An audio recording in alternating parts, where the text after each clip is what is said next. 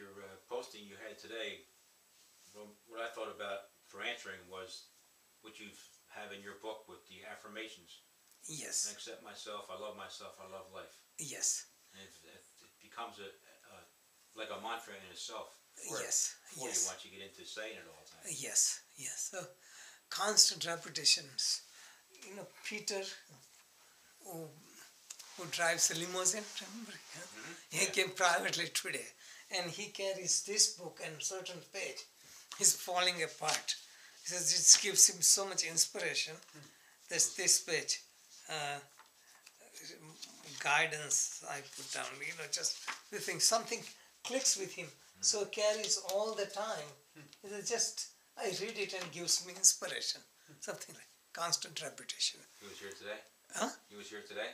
Yeah, he was here today. It's just, people call it last minute, when they're going through some problem, but that is our human nature. But what I don't say, empty out, what I meant is, we carry some burdens ourselves, how I look, how much I know, and what would other things. So we carry the burden of our knowledge, our strength, and all the things. And what I'm saying, world is too busy with their own problems to notice you. That's for sure. So many people are so conscious. Am I too skinny? I'm too fat? What does it matter? They put on lots of jewelry or so good costume and things, somebody notices. Why to, wait for somebody to approve it? If you are content, you don't have need to satisfy anyone or please anyone. So really we are not content. So we want approval from other, like I'm in good shape. So we judge ourselves by what others tell us about us. So instead of feeling, and that is not developed because of all the programming.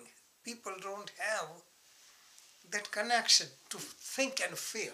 Like thinking too much with all the programming, but feeling is empty. So if you feel, then you decide. So people say, what should I do? So how do you go? What is public opinion? Or what other thing? Public opinion gets you in a wrong direction. So we feel. So empty out is unnecessary burdens. The world is not interested. So being alone, emptying out also gives us chance for learning, seeing, feeling. Because whenever we are filled, we are not seeing, we are not hearing, we are not experiencing. We are filled, we are already judging. So I say yoga people come for private class or yoga teachers who come, most of them, there's so much program with what they are doing. They don't listen what I'm saying. See, there's so much program that they are the body and they want to exercise. And when I say use the prana and use body as a means, it's just a hard time. There's so much program. So the best candidate I find, those who had no programming before. So they're fresh. But people who are programmed in anything, people are programmed in any tradition, any religious tradition, any discipline, then they have to break it. So we have to be empty to receive something and learn something. So being empty is necessary.